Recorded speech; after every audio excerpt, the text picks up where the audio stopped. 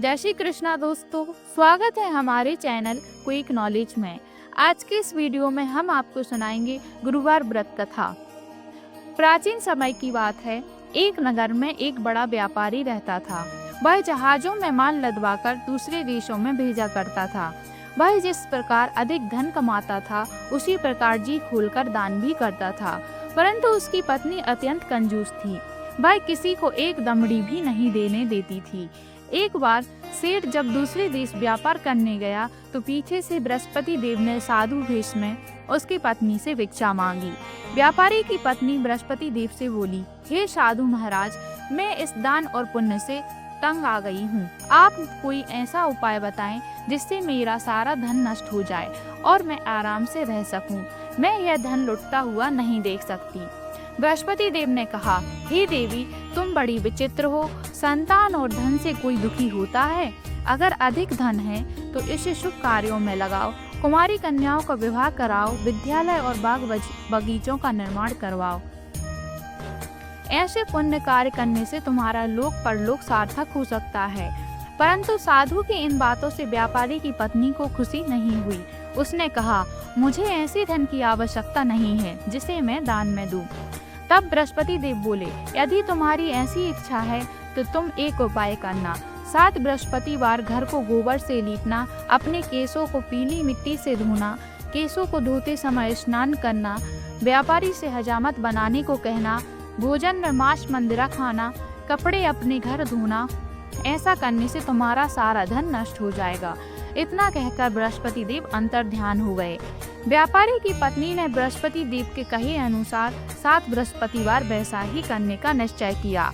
केवल 3 बृहस्पतिवार बीते थे कि उसकी समस्त धन संपत्ति नष्ट हो गई और वह परलोक सिधार गई। जब व्यापारी वापस आया तो उसने देखा कि उसका सब कुछ नष्ट हो चुका है। उस व्यापारी ने अपनी पुत्री को सांत्वना दी और दूसरे नगर में जाकर बस गया। वहां वह जंगल से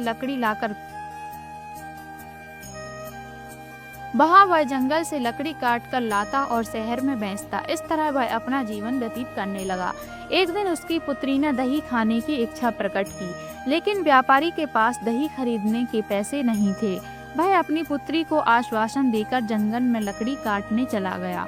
वहां एक वृक्ष के नीचे बैठ अपनी पूर्व दशा पर विचार कर रोने लगा।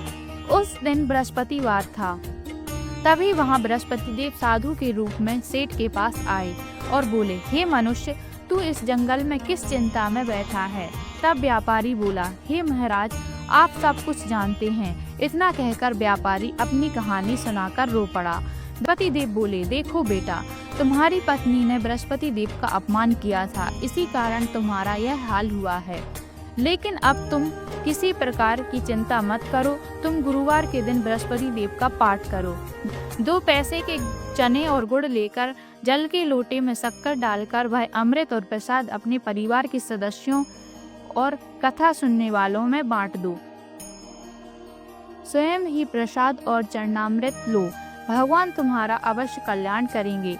साधु की बात सुनकर व्यापारी बोला, महाराज, मुझे तो इतना भी नहीं बचता कि मैं अपनी पुत्री को दही लाकर दे सकूं। इस पर साधु जी बोले, तुम लकड़ियां शहर में जाकर बेचना। तुम्हें लकड़ियों के दाम पहले से चौगुने मिलेंगे, जिससे तुम्हारे सारे कार्य सिद्ध हो जाएंगे। उसने लकड़ियां काटी और शहर में बेचने के लिए चल पड़ा। उसकी लकड़ियां अच्छे दाम में बिक गईं, जिससे वह अपनी पुत्री के लिए दही लिया और गुरुवार की कथा हेतु चना गुड़ लेकर कथा की ओर प्रसाद बांटकर स्वयं भी खाया। उसी दिन से उसकी सभी कठिनाइयां दूर होने लगी। परंतु अगले बृहस्पतिवार को वह कथा करना भूल गया।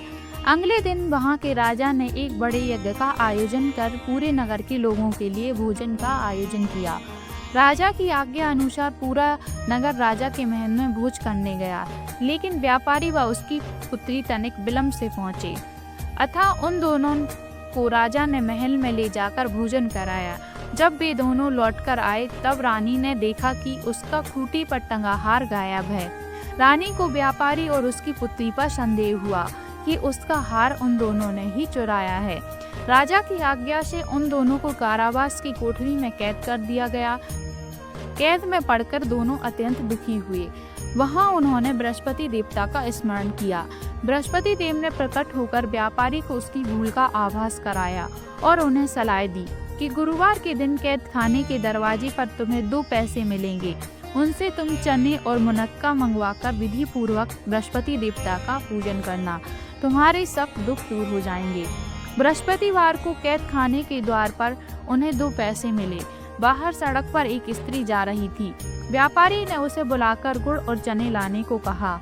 इस पर वह स्त्री बोली, मैं अपनी बहू के लिए गहने लेने जा रही हूँ, मेरे पास समय नहीं है। इतना कहकर वह चली गई। थोड़ी देर बाद वहाँ से एक स्त्री और निकली। व्यापारी ने उसे बुलाकर कहा, हे बहन, मुझे बृहस्पतिवार की कथा करनी है, तुम मुझे 2 पैसे का गुड़ चना ला दो। बृहस्पति देव का नाम सुनकर वह स्त्री बोली, भाई मैं तुम्हें अभी गुड़ चना लाकर देती हूँ। मेरा इकलौता पुत्र मर गया है, मैं उसके लिए कफन लेने जा रही थी, लेकिन मैं पहले तुम्हारा काम करूँगी, उसके बाद अपने पुत्र के लिए कफन लाऊंगी।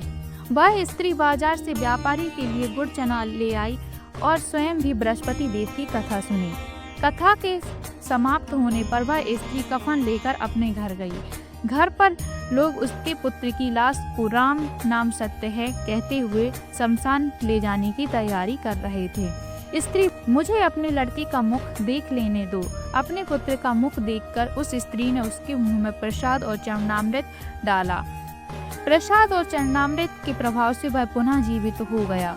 पहली स्त्री जिसने बृहस्पति देव का निरादर किया था, वह जब अपने पुत्र के विवाह हेतु पुत्र वधू के लिए गहने लेकर लौटी तो और जैसे ही उसका पुत्र घोड़ी पर बैठकर निकला, वैसे ही घोड़ी ने ऐसी उछाल मारी कि वह घोड़ी से गिरकर मर गया। यह देख स्त्री रो रो कर बृहस्पति देव से क्षमा याचना करने लगी। उस स्त्री की याचना से बृहस्पति देव साधु वेश में वहां पहुंचकर कहने लगे, देवी, तुम्हें अधिक विलाप करने की आवश्यकता नहीं है, यह बृहस्पति देव का अनादर करने के कारण हुआ है। तुम वापस जाकर मेरी भक्ति से क्षमा मांगकर कथा सुनो, तब ही तुम्हारी मनोकामना पूर्ण होगी। जेल में जाकर उस स्त्री ने व्यापारी से माफी मांगी और कथा सुनी। कथा के उपरांत वह प्रसाद और चरणामृत लेकर अपने घर वापस गई। घर आकर उसने चरणामृत अपने पुत्र के मुख में डाला। चरणामृत के प्रभाव से उसका पुत्र भी जीवित हो उठा। उसी रात बृहस्पति देव राजा के सपने में आए और बोले, हे राजन, तूने जिस व्यापारी और उसकी पुत्री को जेल में कैद कर रखा है वह बिल्कुल निर्दोष है। तुम्हारी रानी का हार वहीं खूंटी पर टंगा है। निकला तो राजा रानी ने हार खूंटी पर लटका हुआ देखा। राजा ने उस व्यापारी और उसकी पुत्री को रिहा कर दिया और उन्हें आधे राज्य देकर उसकी पुत्री का विवाह उच्च कुल में करवाकर दहेज में हीरे जवाहरात दिए। इसलिए आप सभी बृहस्पतिवार का व्रत करें, कथा सुनें और अपने जीवन को सुख समृद्धि से भरपूर बनाएं। अगर आपको यह कथा ज्ञानवर्धक लगी हो तो वीडियो को लाइक करें, शेयर करें और हमारे चैनल को सब्सक्राइब करना ना भूलें। आशा करते हैं दोस्तों आपको हमारी जानकारी पसंद आई होगी। धन्यवाद।